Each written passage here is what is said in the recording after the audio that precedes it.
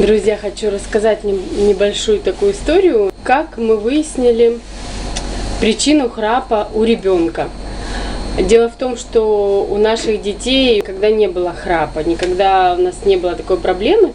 И тут вдруг ни с того ни с сего после легкой болезни, легкого ОРЗ, у моей дочери начинается храп. И ОРЗ уже давно прошло, уже ничего ее не беспокоит.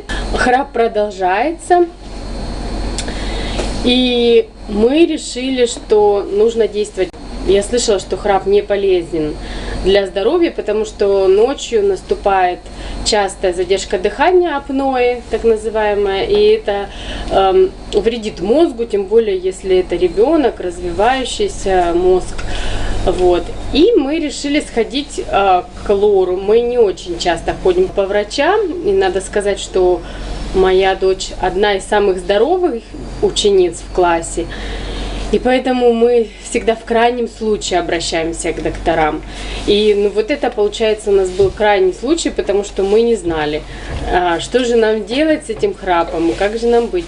Лор посмотрела своими аппаратиками и сказала, что у нашей дочери первая стадия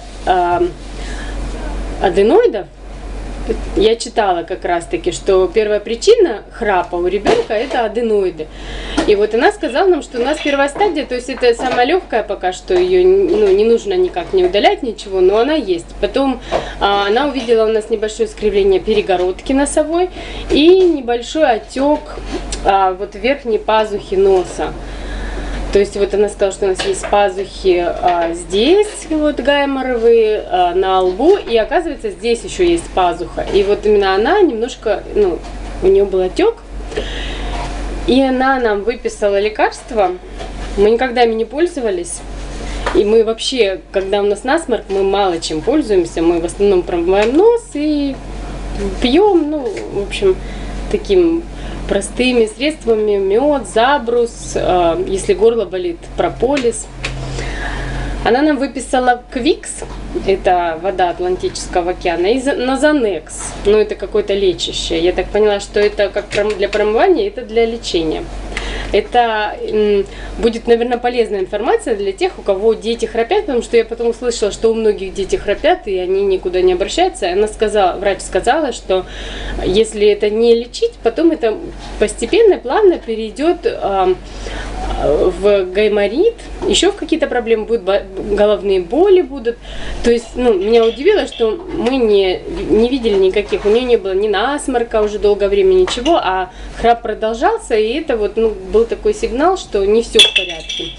И врач нам сказал, что если мы будем месяц капать этим, брызгать вернее, написал дозировку, он сказал, если мы будем месяц этим пользоваться, то должно все пройти. И вот у нас еще не прошло 2 недель, я замечаю, что уже мы не слышим храпа у дочери.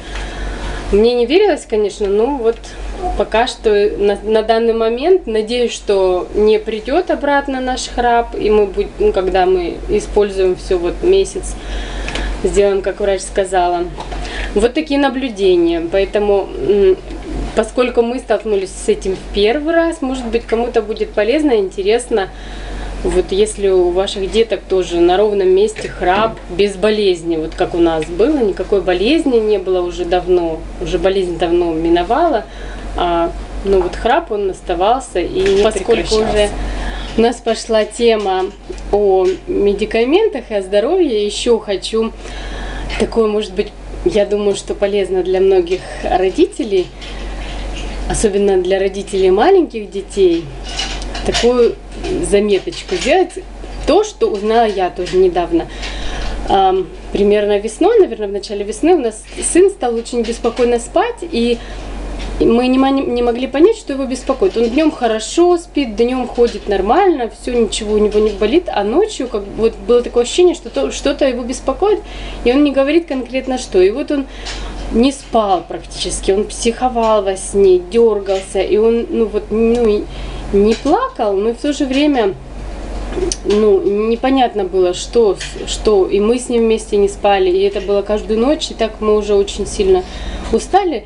И потом я начала изучать этот вопрос, почему двухлетние дети, что за причина. Первая причина я нашла у доктора Комаровского в его видео. Он говорил, что одна из причин у двухлетних детей вот беспокойного сна – это нехватка кальция. И что нужно просто подавать кальций. И я читала потом комментарии, там женщины, правда, говорили, что помогает, что детям дают кальций. И потом я обратилась еще к экспертам по детскому сну. Мне врач там посоветовала подавать еще магний. Это тоже может быть одной из причин плохого детского сна, беспокойного, раздражительности, нехватка магния. И вот тогда, когда первый раз я это узнала, я начала давать, дело в том, что я сейчас снова начала его давать, вот кальций с магнием. На тот момент это было просто волшебно, просто буквально на второй день у меня ребенка как подменили. Он начал спать, как спал, быстро засыпать, то он долго засыпал, беспокойно все было. Тут он начал быстро засыпать, как должен, как обычно. Все у него встало на свои места, вот мы месяц пропили и прекратили. И сейчас вот, недавно опять я заметила, что он долго засыпать начал, и днем начал быть раздражительным таким. И я уже изучаю там кризис трехлетнего возраста, потому что с дочкой у нас такого не было. И я заметила, что у него вот какая-то такая вот перевозбужденность какая-то, и переутомляемость, и он не может заснуть опять больше часа у нас каждый раз. Я решила снова подавать. Сейчас посмотрим, как это подействует в этот раз. Но пока вот наблюдение с первого раза нам помогло это. Поэтому, если у вас, детки, вот что-то, проблемы есть со сном, и, кстати говоря, во многие вот такие вот всякие сборы там травяные входит магний. Вот именно сборы для сна, для того, чтобы более успокоить там, для детей, для ребенка. Поэтому я думаю, что кому-то будет эта информация обязательно полезна.